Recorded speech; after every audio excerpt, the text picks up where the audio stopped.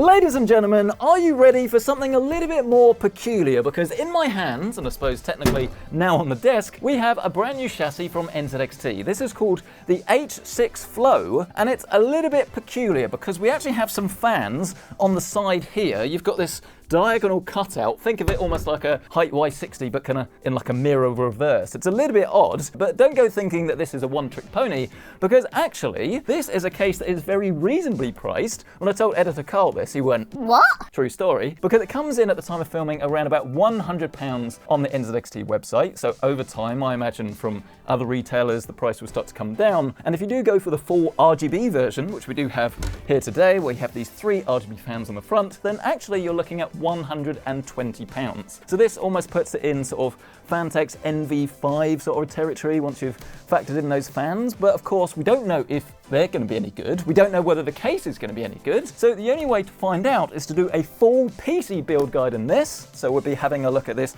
inside and out, seeing if it's any good, and seeing whether it should be your next PC gaming case. It's definitely going to be an exciting one, so stay tuned after a short word from this video sponsor.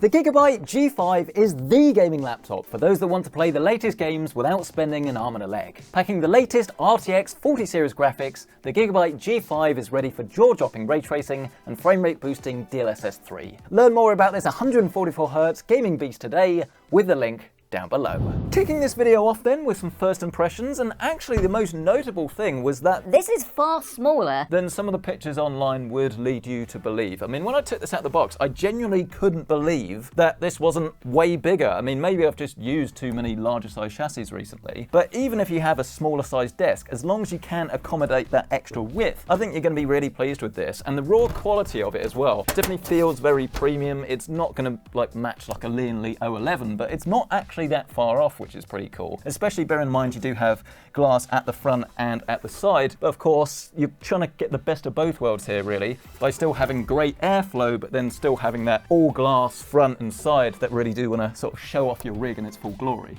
The side panel comes off really nice and easily. It's just one screw and then the whole thing will remove. The glass isn't particularly tinted, but it doesn't really matter. It's down to personal preference anyway. And then obviously you'll see on the inside of the chassis that we have a couple of things to note really. First one being that the design is definitely a little bit more on the plainer side. I think that's a good thing because it lets your components sing. Obviously you can go for an NZXT own brand motherboard and it will perfectly match that. Or if you go for something a little bit more outrageous like we have here today, then you'll actually be able to see all of that without any distractions. But then there's actually 2 things here in terms of airflow I do want to talk about. Obviously the headline feature, the most notable one, are these angled fans. And if you go for like a traditional case like an 011, then the fans will be blowing against a window. And to be fair, that's fine, but it's not the absolute best because it's not necessarily going to hit all of your components. Some of it's going to sort of get trapped and move around here. Whereas by actually directing them towards your graphics card, in theory at least, that should give you some better thermals and better temperatures. But I bet in practicality for most people, probably not going to make too much difference. However, something that definitely will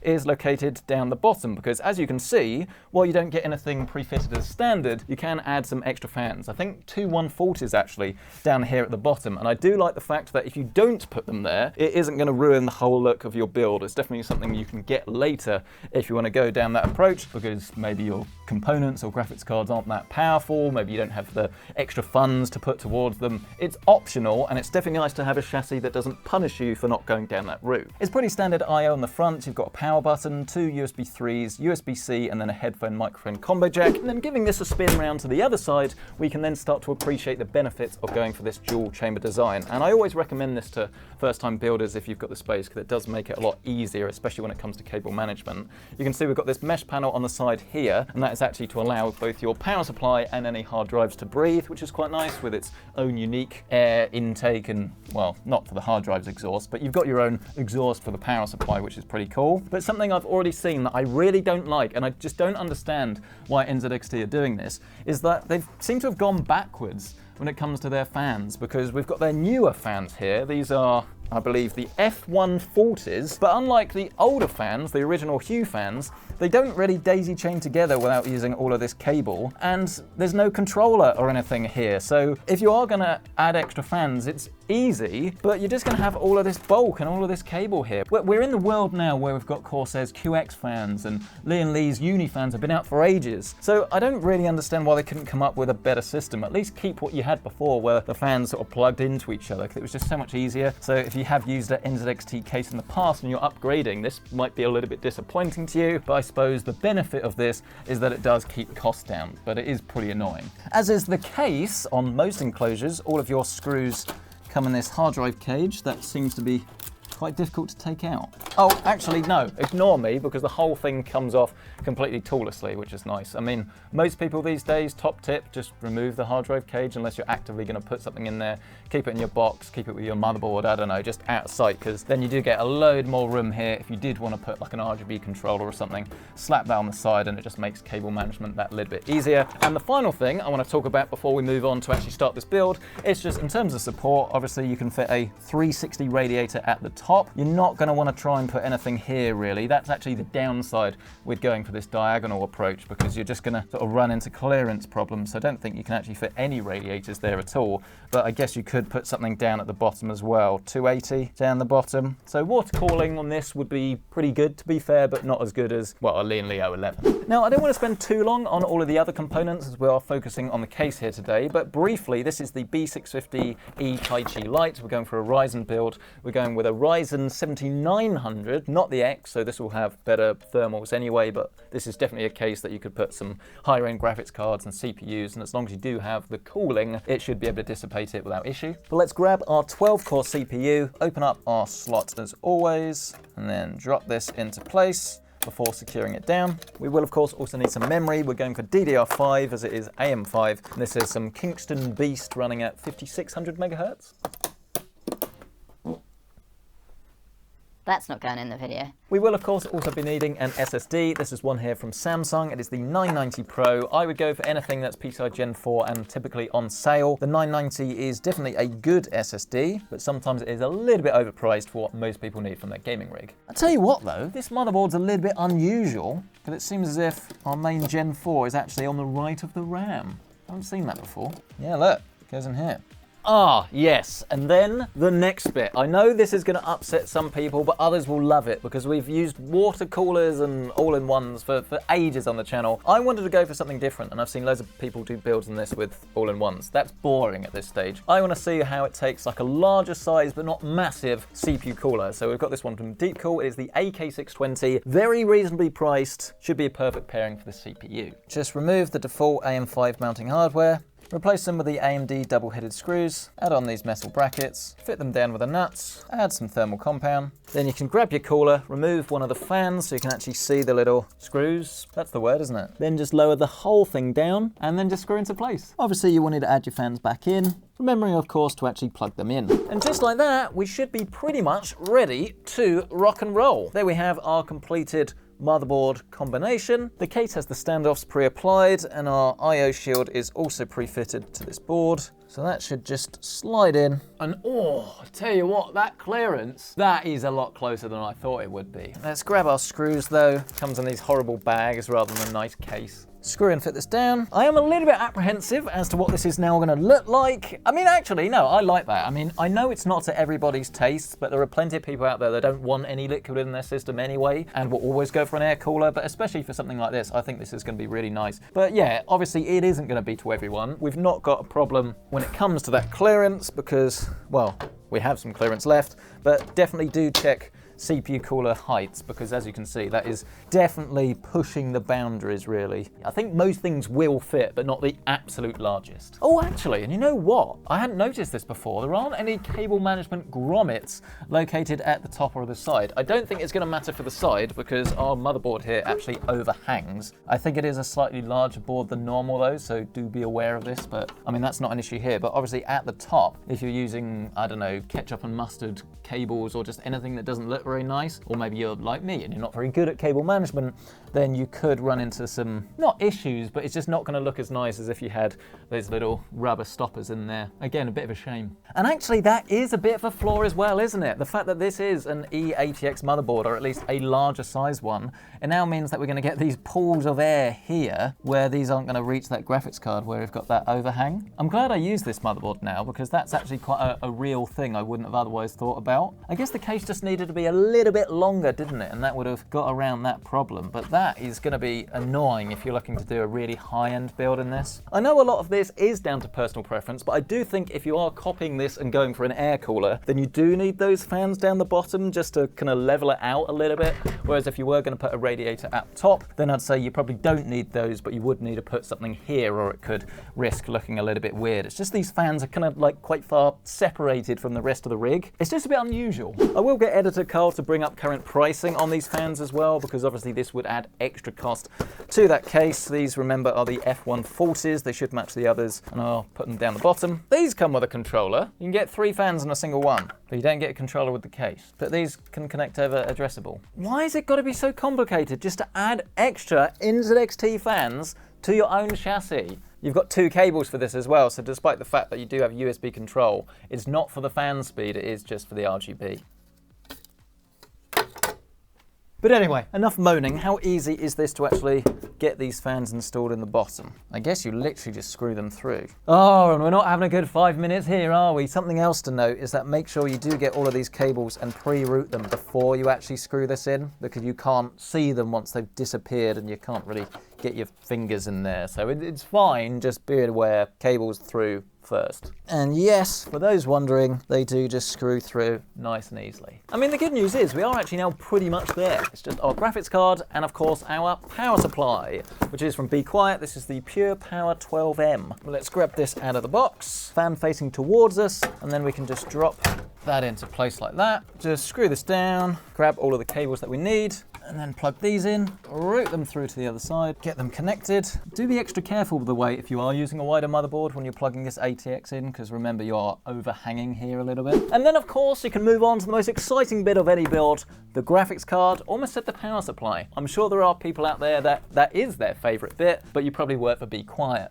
So instead, we're going to open up our 7800 XT GPU. This is the Powercolor Red Devil variant, and I have already done a video all about this and a full build. You can find this in the top right corner of your screen, but we will show you a little bit of thermals and performance in just a second. As you can see, it is a pretty attractive card, but it's nowhere near as big as like the 7900 XTs. This is a tough 7900 XTX actually. Quite a big difference. And I was going to say that installing it should be pretty straightforward, and it is, but they haven't given you thumb screws on PCIe slot covers either, which is another cost-saving measure. I don't like it. But we do have real brackets, so I will put that in just a second, but actually this is the largest card I have on hand, so let's see if this fits in without hitch. There's a USB-C cable that I need to move, but otherwise, yes, we should be fine for clearance, yeah? Oh, actually, no. I've still got the 4090 Master. Will this fit? This is the absolute biggest one that I have. Oh, I think it's a yes. Yes, so that is in, and oh, just enough clearance. I mean, there you go. That is the benefit of having a big, modern, smaller chassis. I know what you're thinking, that those words don't work together, but if you think about it, or at least you have my brain, then it does make sense. Yeah, there you go. The largest graphics card I have in the studio does fit inside this. But then these angle fans wouldn't really make any sense. Here's a founder's edition. Yeah, again, loads of room. And then that does now make a little bit more sense because it's blowing it into the chamber again. But let's put the card in that we're actually supposed to, shall we? Let's screw that in, get this connected to our power supply, and then we can move on to the very final bit, which is of course cable management. And because, again, final time, broken record, I know, dual chamber design, you've got all of this room here for all of these cables, so you don't actually need to do any cable management to get this to work. I'm pleased that you've got this nice thick channel at the top here for your CPU cables, but then I am disappointed that all of the channels you've got here that are actually pretty good, as I say, are already taken up by all of these case fans. So if you're going to replace the case fans, fantastic, literally, but not so good if you're going to use them otherwise. But yeah, no issues here whatsoever. I'll probably just leave these dangling, but you could always get that hard drive cage and then stick these in there, to be fair. But there you go then, ladies and gentlemen. I mean, that is actually a lot heavier than I remember, because obviously it's all built up now. But that is our hopefully completed and working rig. The build process was great. It's just the fact that the NZXT fans basically let this whole thing down, because it's not as forward thinking as it should be really in 2023 and 2024. But if you are looking to build something that's completely tip top, I've got to admit it, I think I would go still for that baseline version and then just replace the fans and use some Corsair ones or the Lee & Lee Uni fans, because I think it is just going to work better in this space. But I like what we've got here. Should we turn it on? Of course, we'll grab ourselves a monitor, keyboard and mouse. And yep, you guessed it, the PC-centric mouse mat that you can get today. Link for this is down below. Moment of truth then. Oh, that is bright and vivid, isn't it? I mean, you can see already though that the fans obviously aren't synced up, where one of them is running off the board, the other one is running off the software. There are going to be ways to get them to sync up, but is this going to boot? Getting ready! Sounds good to me. I've taken this opportunity and used the power of editing to get everything set up the way I would want it to run, essentially. That means getting some software for this ARGB RAM. That actually is pretty cool. I like the way it zips up. I haven't seen that before. And then I've set everything else to red, because in order to get these fans all synced up properly, essentially you are going to have to spend some more money and grab yourself an external controller. It's an NZXT one actually. I think it's around about $40 or so, and this will do RGB and fan speed, which is what I wanted in the first place. So I do think it's pretty disappointing really that it doesn't come with this RGB version as standard. I guess it will add extra cost, but you know, if you are going to go and spend that extra money in the first place because you want better fans, it just seems half-baked not to include it. So hopefully this is something NZXT could look at doing in the future, or at least give you a bundle option or something, because it's a little bit disappointing at the moment. I will also say that it is a little bit weird as well to have RGB over here on the right hand side. It's almost detracting a little bit, I think, from the overall full finished thing. Like my eyes are kind of, instead of looking at the PC, they end up going over here. It's not like the Y60 or the Y70 where it's kind of part of your finished rig. It is a bit different. You know, if you like it, fantastic. I'm kind of indifferent about it. I don't love it, I don't hate it. But let's test this out for thermals. I mean, we can do ourselves a little peel actually. Yeah, that was pretty cool. Oh, they've done it again! NZXT, how many times do I have to say? Put this caution sticker on that. Why are you giving me two things to remove? Because now I've got a load of sticky stuff in a triangle shape. I'll soothe myself with a double peel. Oh, that does cheer you up actually. Oh, I do actually have Cinebench installed, purely by chance. And I will also say I've done a full tuning session on this PC. So as you can see, or I suppose here, this is completely silent. This is the benefit of going for an air cooler, not having any pumps or anything. This thing is exactly the way I would want it. But let's have a look and a listen what happens when I actually run our Cinebench R23. And our temperature is still only about 53 degrees. Yes, this is a great CPU and cooler combination. Love that. And there's so much airflow going throughout this system as well that this is going to be very good from a performance point of view. I do really like that. And then what about our video games? Let's try some Starfield. And as you can see, I have progressed. I've actually started playing this properly now, which is cool. I've invested another 3 to 4 hours, I think, since we last played this. And yeah, at the moment you can see we're getting around about 70 to 80 frames a second or so. I mean, I'll go outside so you can get a better indication. This is also running with FSR with a resolution set to 75%. And yeah, you can now see we have lost a little bit more FPS. We're looking at about 50 to 60 frames a second, but then this isn't a card that's necessarily geared towards 4K gaming. So you could absolutely play this way, but I would tone it down a fair bit more and sort of play 1440p high refresh rate. But I mean, obviously the reason we're here really is to look at thermals, and obviously you could leave this for proper stress test for an hour or so, but to be honest with you, we're not going to see crazy amounts of temperature variation, and every room is different. I mean, this is England, it's winter, it's very cold in here. So if we were running this test in the summer, you'd get slightly different results as well. But yeah, around about 57 degrees actually on the GPU, which is very, very good. I mean, it's a very efficient card with 3 fans, but crucially that is running flat out. And then our CPU, well, 69 degrees, but I've got a very, I was gonna say aggressive, I suppose the opposite, very relaxed curve to that CPU cooler. So we're prioritizing noise levels rather than like it running flat out. So again, this is it running a game now.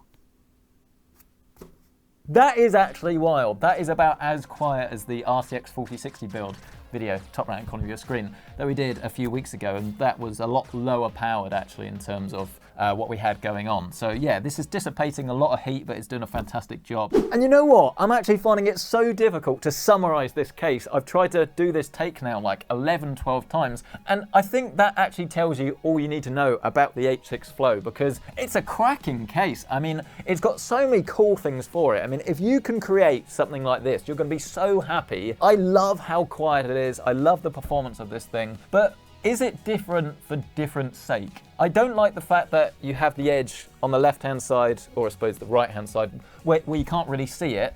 So, you know, is it meant to be something you look at? Is it not? Is the performance difference going to actually make that much difference? Probably not, because I'd say for most people, actually populating the fan slot down the bottom is going to make a bigger difference to thermals to the graphics card, which is the bit that's probably going to make the largest amount of noise. I don't know, it was very easy to build in. It's just, there's been a few things that's annoyed me. So as long as you're okay with that, which is mainly really just getting some different fans, go for the standard Flow version, not the RGB. Buy yourself some packs of, I don't know, like some budget Deepcool fans, or of course the Lee ALs that you can sort of fully populate this. And it will cost you probably as much as buying the case in the first place. But if you're looking for something high end, I think that's going to give you the best fit and finish and just ease of control, essentially. It's definitely a very confusing chassis, right? I think everyone's going to like it. Whether everyone's going to love it though, I don't know, the jury's out a little bit. So the question very much does go out to you on this one. What do you make of the H6 Flow? Is this the case you've been waiting for? Do you think this is better than the Fantex NV5? I mean, I can grab the NV5 actually.